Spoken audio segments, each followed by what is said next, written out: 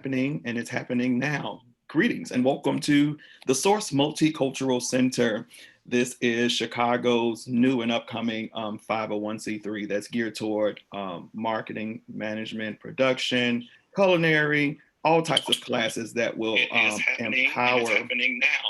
Greetings and welcome to the Source Multicultural that will empower our community and our world. In all things, we have some technical difficulties, but we're here to man those as well. And if you need to know how to man those, I suggest that you take a look at some of our other clips as well, because we teach you that. We're living in a time where it's just simply uncertain. And what we're trying to do is make sure that we stay connected by any means necessary. During this broadcast, during this opportunity, we have the opportunity to be graced and be governed by his presence of Pastor Greg. And we're so excited all the way from California, blessing us with his presence, empowering us with his presence as we talk about artistry on today.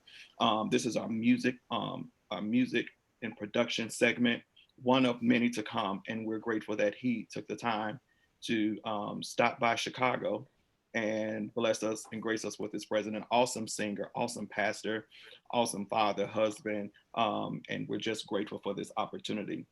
Pastor Greg, we appreciate you for being here. And we look forward to an amazing interview and some insight, inspiration, innovation of music industry knowledge, as well as being able to connect with you. He's all over the world. He's all over the world. So when I get ready to do this benediction and close this portion, I tell you all of these areas of where you can find him. He's everywhere. And we're grateful for that. That is an opportunity to connect globally. And I just want to declare a global overflow over, listen, this is not supposed to be a church thing. I just want to say I speak global presence over your life. One of the questions that I wanted to ask you, Pastor, and you can introduce yourself, say whatever you want to say, and then answer the question is totally fine. But I wanted to know, because having a heart and a passion for what you do, especially being a pastor, artist, and all of the things that you do, this is not the conclusive of who you are, but how important is it to have a heart and a passion for what you're doing? And then you can go ahead and introduce yourself the way you want to do it, and respond to the question. Hey, y'all. I'm Pastor Greg. Greg Tre Harris is what we go by. I'm excited to be here. I'm honored to and humbled to be asked to do this interview. Listen, I just kind of jump into the first question. I know we kind of have one a time limit, and I'm a preacher, so I could talk all day. But how important is it to have that passion? Passion is super important. It's this driving force. It's this life energy that we have to really hone into the craft. And it's really important in knowing when you get all the no's. Your passion kind of pushes you forward, and it says, I'm not going to give up. I'm not going to be stopped, even though it's not easy. Let me be very clear. Artistry is not easy. It's something that you have to really put your all into and really go forward, knowing that because I love this, because I'm passionate about this thing, that there's nothing that can stop me, because you'll get 10,000 no's before you get one. And it's just kind of this passion. That passion has to drive you. It has to be that energy that's driving you, because you're doing what you love to do, and not just what not just what your what's the word I want to look for? Not just what you can do, right? Because some of us can do certain things, right? Like I can dance. That's the thing that I am capable of doing. I'm actually pretty good at it. But that's not the artistry that comes from my life energy. The music, I think, I breathe music. It's the way I think in the world almost, right? So I'm very passionate about it, and so it's part of my life energy and drive force.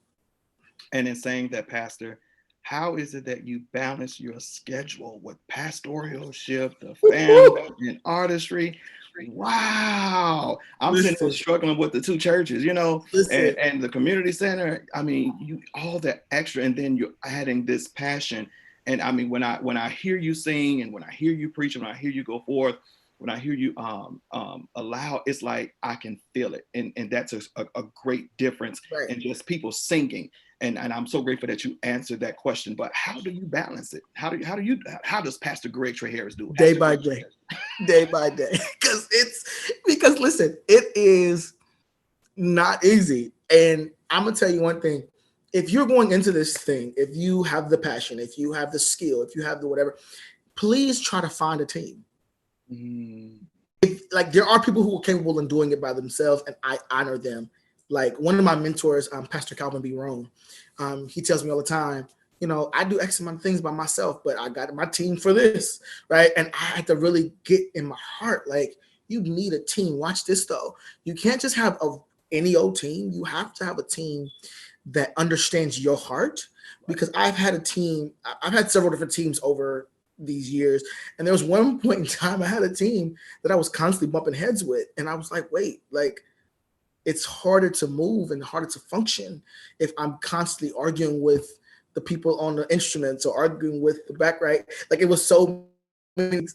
And like it unfortunately it messes with the balance of everything Mm, when you have to wow. give energy in areas that is unnecessary. So having a team is important to have the balance, but having the right team is important to keep the balance and keep you steady as you're doing and moving in all these different areas.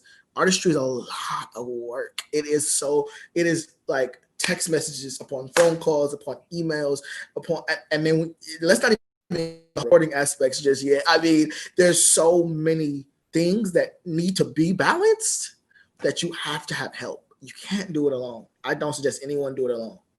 And that was going to be my next question that you answered as you were talking. I was just going to be led to ask you, can you talk about balance? And you just did that. So we're going to simply move on. Balance is so critical if you're going to be a producer in a season such as this and even after. We're kind of streaming our thoughts toward being able as entrepreneurs and as business owners and as leaders, those in the community, those on the front line, simply learning how and executing, producing in a pandemic. So Mm-hmm. having balance and all of those things are critically important. All right, so let me go to one more question. As a pastor and as an artist, how is it different with being a pastor in the gospel field versus other genres? Singing gospel. Let me tell you, I teach different folks over the years. I taught different folks over the years, excuse me. And one thing I tell them is if you're in it for just singing and gospel, you're in the wrong field. Like, pick a different genre. Pick a different genre because it's not just about singing. So much responsibility that has to go into gospel music. And when I say responsibility, I really mean this idea that we're responsible every time we open up our mouths for communicating a message that goes beyond just feelings. It goes into assignment and the authority and as it relates to um, any and everything in life. And so we have to be very what we do and who we do it with, because it's you're always representing God when you do gospel as a gospel artist. Um, we look at preach. So I'm on both sides, pastor and right artist, Absolutely, and absolutely. so we look at this thing and we don't realize that when people see us, they see God as both pastor and artist. And so whichever that you are, whichever that you may be, you must take the time to to remember that you're always on this display, and so it's hard to ever um, I, you got to be cognizant at all times. You can Absolutely. never forget who you are, and what you're doing. Absolutely. What moved you? What was the desire of becoming a recording artist? What was the decision? God. Let me tell you, there's some things I wouldn't even say that I want to do. Listen, I could go make some money. I'm a smart guy. I can go make some money in a different area. But I do this thing. One, I love it. I do love it. Don't get me wrong. And I have the passion for it. But God really called something greater than just singing or just being a part of other people's music. A brother of mine, pastor friend, said to me, when are you going to stop telling me about everyone else's dreams and started telling me about yours? Like, you have to dream it. You have to think bigger, think enough of yourself.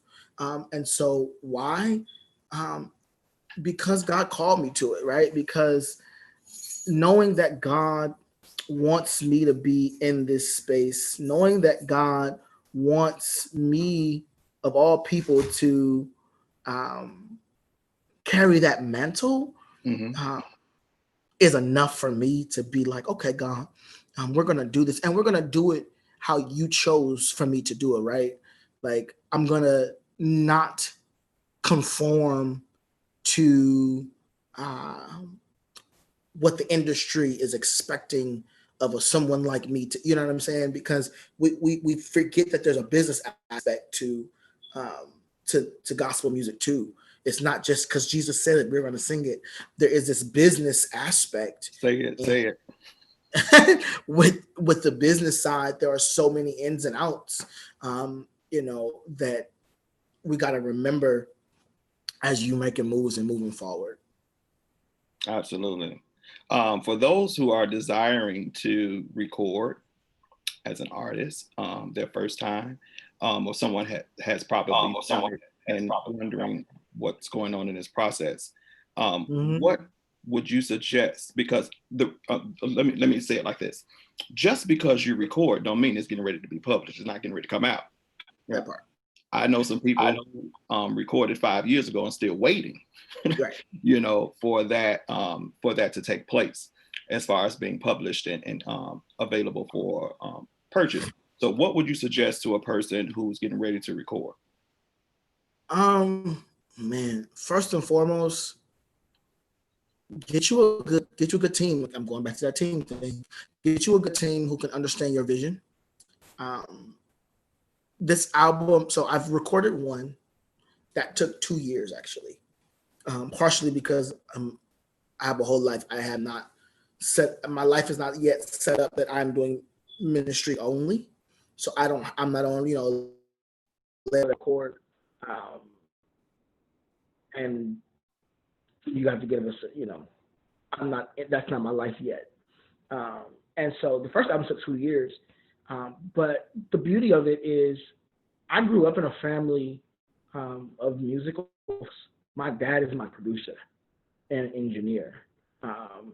My brother also helps production and engineering, right? Like, it's a family thing with us too.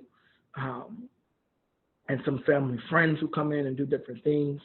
And so the album I'm on now, we wrote 4 years ago. And we went through so many hurdles to try to get what we wanted right. And, we had to really realize that there was a time to this. And so what do you need to know before you go into record? Like, this makes time. It's not something that just kind of pops up overnight and it just happens. What you need to know is that you have to be ready to withstand the race. The race is not given to the swift nor the strong, but them that endure to the end. I know this is not a church event, but I'm still a pastor. Yeah. And so it's them who endure to the end. Like, you have to go and go and go, and you'll get some pushback. And if you've got a really good team, they're not actually just telling you what you want to hear. They're telling you need to hear. Oh, don't sound right. I brought in one of my brothers who I am helping grow in the ministry to do his first recording session as one of my background vocalists. And it was his first recording session. And I was trying to tell him, hey, look, this is not going to be easy. This is going to be hard work. There's things you're gonna have to do. There's matching. So there's an artwork to recording alone, whether it be studio recording or a live recording. There's artworks and there's different ways that you have to do and go into it. A lot of people don't realize that some of what you hear at a live recording was pre-recorded before the live recording. And if you were at a live recording, some people don't realize that you hear it you hear like Ty Tribbett or whoever on a live recording, but some of that stuff went back to the studio because they had to fix it. Like there's so many parts. Absolutely. That you don't just think, oh, I recorded live and now it's out. No. There's so much, there's mixing, there's mastering, there's so many parts that go into it. That's why you have to have a good team. People who understand your vision, people who understand who you are, so they're not giving you stuff that's contrary, and then you're running around here frustrated because you're bumping heads with everybody on your team, and then you never get produced how you actually saw the vision, right, of this thing that you wanted to be produced. Wow. That's good stuff. That's good stuff. So the next question is, once you have recorded, what's your next move? Ooh. Once you've done the recording, media,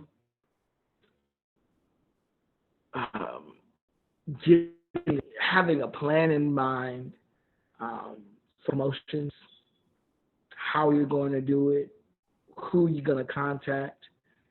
You've done the recording. Please make sure after you've recorded, you've got it copywritten, all of that stuff. I suggest it's the capability to write your own stuff, because what most people don't realize is just because you're an artist doesn't mean you're getting paid. Be clear. What that means is, as an artist, and you excited, you love to sing, right? Wonderful. But every time someone sells that record, if you didn't write nothing on that record, I don't care how wonderful you sound, you don't get coins, you don't get nickels or pennies, you get nothing. You don't on the record.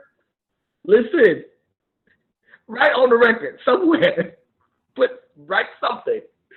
You did all this singing, and listen, I know all the parts of it because it's work as a singer, it's work as a writer, it's work on each one of these sides. And so write something. Like a lot of people's like, I can sing and I want to do it. Wonderful. But the business side of it is you need some coin in your pocket because you're worth what you can do, right? And so you don't want to have done all this work, sweat, tears, energy, of years of energy, and then you get nothing from it. Wow. Like it's and it's built that way intentionally because as an artist, most artists get paid for touring. In the gospel world, in my opinion, in the gospel world, some people will disagree, but you have a lot of opportunities to sing. So that's where your actual livelihood will come from, is actual performances. Mm-hmm. Actually getting out there and singing at events, and that's where your actual bread and butter come from as a singer. But as an artist, if you can write, you'll get both sides of it. You'll get the royalties from the actual project, and then you'll still, because you're the one who they want to call and come to sing, you'll get that too. You won't be separated from it. So, like for me, I wrote a song on both albums. It's not a song I didn't write because I love music and know how to write. So those, after you record, please make sure you got the copywritten, you got all you talk to BMI, you talk to everybody you talk to, you get, I don't know, we did disc makers, and you can get into different social media outlets and different online streaming services, get on different online radios, try to connect to some DJs, connect to churches, connect to pastors, connect to worship leaders. You have to get your stuff out. It's a lot of work. And if you're not ready to inbox everybody and be like, check out my new song, like and big faces, you like, man, I don't, that's kind of thirsty. No, well, you got to grind. After you do the work, you got to do more work. That's the answer to that question. And that's going to lead right into the next question. How much time could an artist expect to invest daily, weekly, in order to survive in the music field in any genre? There's 24 hours in a day, and all 24 of those hours, I'm trying to get through this next place of life because I'm doing it while I'm awake and while I'm in my sleep. I'm dreaming about it, right? Like, Right. because I'm so passionate about where I want to be, because I know I deserve to be in a certain space, not because I'm the best singer. Because listen, I don't run like the best of them. I don't like. I don't. I'm still learning and growing in my own craft. How much time goes into it though is morning, noon, and night. In between taking care of the kids, making sure my wife is good, running the church. I'm sending text messages to my musicians, my MD. I'm sending text messages to my background singers. I'm, checking in with like different leads that may come our way. Oh, there's an opportunity to be there. Okay, hey management, can you check and see if that is cool for us? Like there's a constant. There's never there's not downtime, right? And I believe when you make it to a certain platform, there's still not going to be downtime. Jay Moss wrote a song, and in one of his songs he mentioned having to stay relevant. That's Jay Moss. He comes from a legacy of folks, like, and even he mentioned about staying relevant because in order to make it in the industry, you can't become obsolete.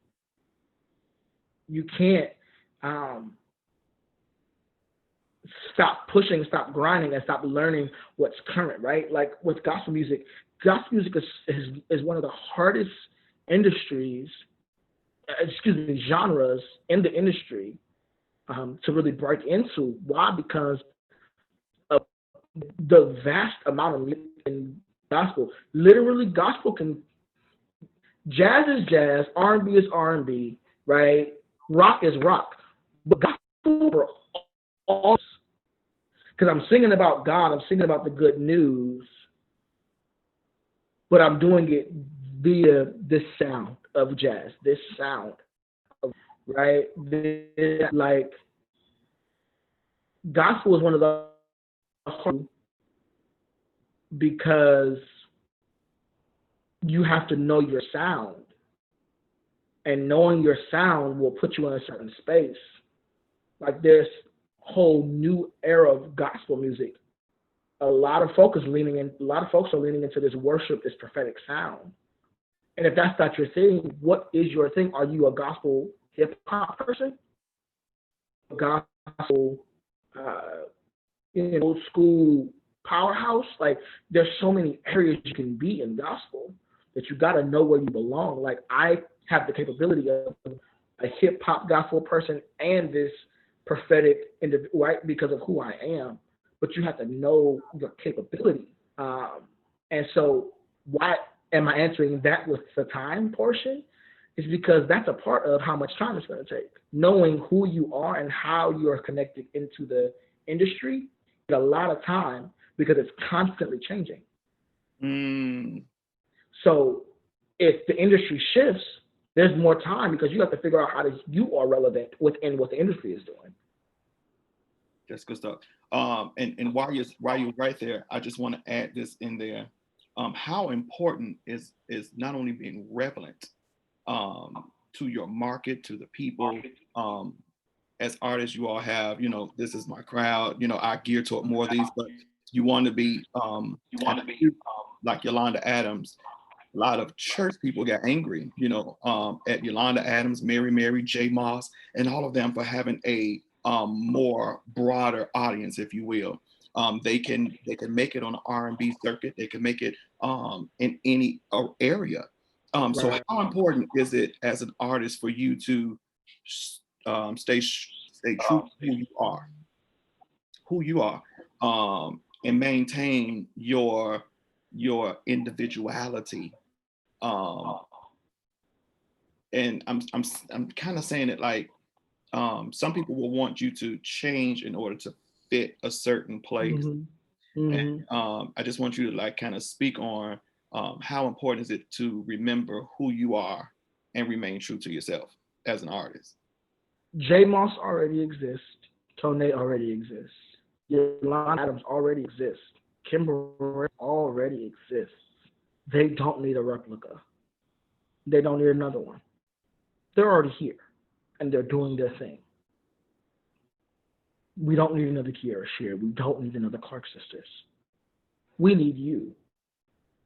In order for the people to have more music and more genre and more sound in the genre, Mm-hmm. a lot of times, like we get, oh man, this person sounds like this person. Oh man, this person sounds like this person, right? That's why when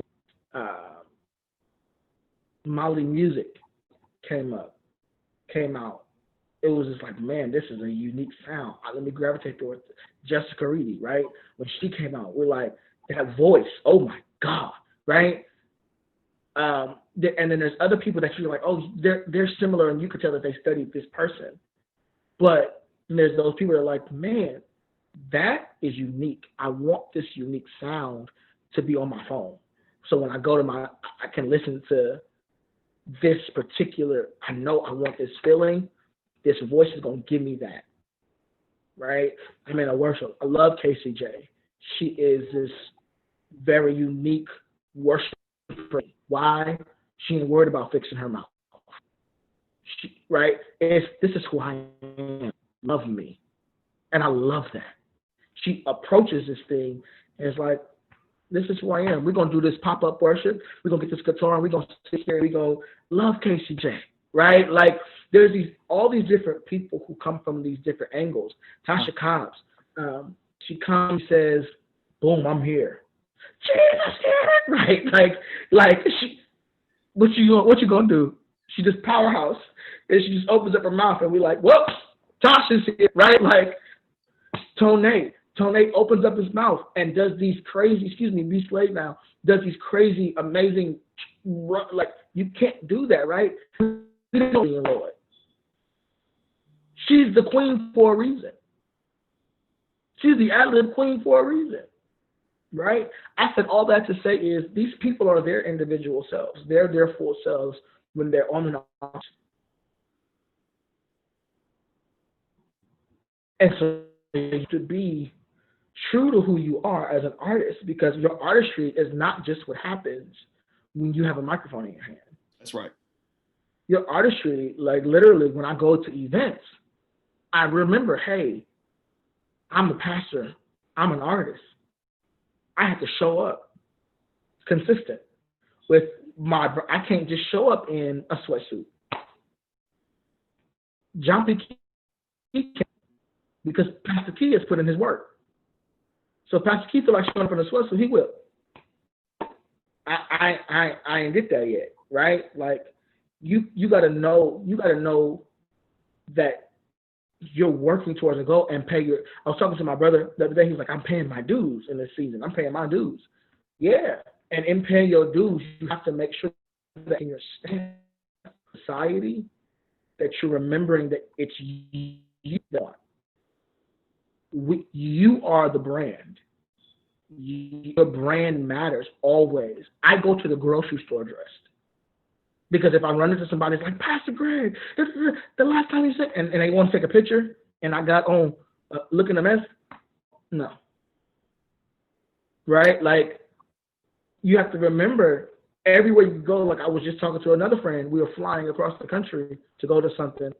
And I was like, you're not flying in that. What you mean? I'm trying to be comfortable. Yeah, you're trying to be an artist too. Right? Like, it's something that you learn early, and it's something that I learned early because of my dad is a DJ and a producer, and so growing up, knowing who he's worked with, being around some of those folks in the studio and whatever and what may have you, I watched how the Whispers came to the studio, right? I could see that kind of stuff, so I got to learn that as a kid. I watched how they came into the studio sessions looking exactly how they looked on stage. Like, they came into the studio session, had their hats on, right? Like, they came in with the same swag. Yeah. Because you never know who's going to pop up here. You never know. Like as an artist, your life becomes public, and so you have to live who you are. It's a part of your artistry. People try to figure out how I sing and why I sing and run around and scream the way I do. People don't understand. There was 40 surgeries I had Mm. that pushed me into screaming and hollering the way I do.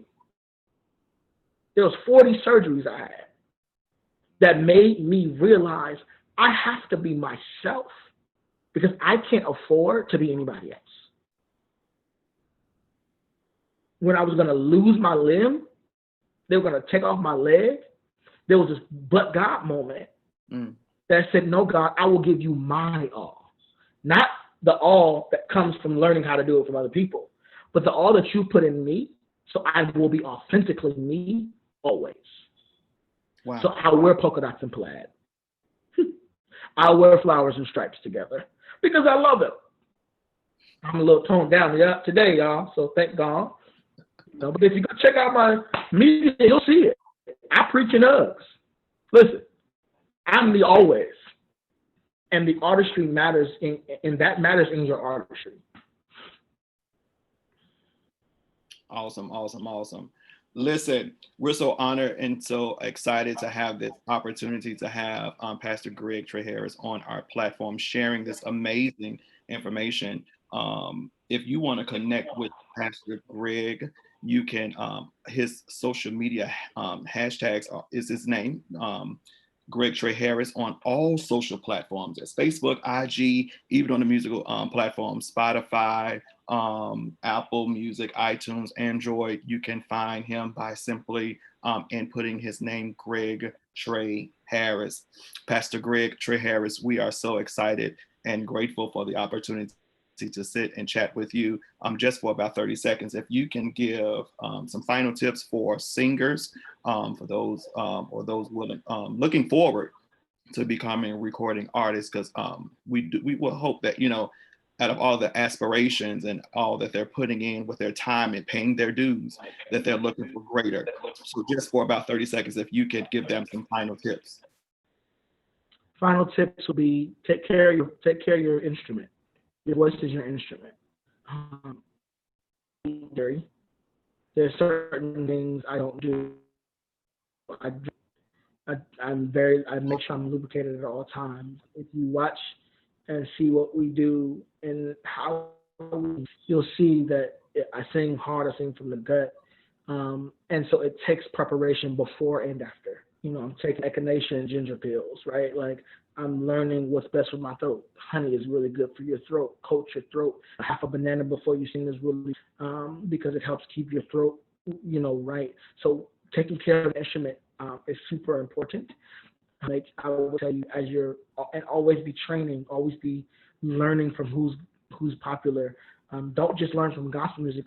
One of my favorite people to learn from outside of gospel is this group called Paramore. Her name is Haley. She's this who can listen, and she's a rock person. She's a rock artist, and so learning from different genres to enhance who you are. Always be learning. Always be taking care of yourself.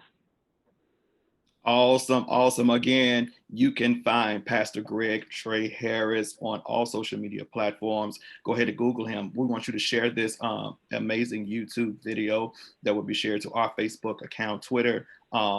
Reach out to him, congratulate him, encourage him as he takes on the world with his global awareness and his artistry, his preaching, and all of his amazing skills. We look forward to hearing more about the new release that's coming forth, and we're praying great blessings over your family. Pastor Greg Tre Harris, thank you so much for this opportunity of coming and sharing with us here on our YouTube channel with the Source Multicultural Center. And we look forward to having you, if your schedule is available. I know you're very busy. When this pandemic is over and we're able to get together and gather again, we would love to have you to be a part of our community explosion, where we're simply bringing in artistry. We would like you to be one of our headliners for this event here in the awesome city of Chicago. Pastor Greg Tre Harris, thank you so much for being a part of this on today. Thank y'all for having me. I don't take it for granted. Love y'all all so much. Y'all come check out music, download, stream, whatever you like to do, and just come and be a part of our community. And let us love you to life. That's right. Support, support, support. So let's get on to iTunes and Android and Apple Music, Spotify. Google that name, search that name, Greg Tre Harris, and download every piece of music that he has. Share it with others, and make sure that we're making this name a global name. All right. We appreciate this on today.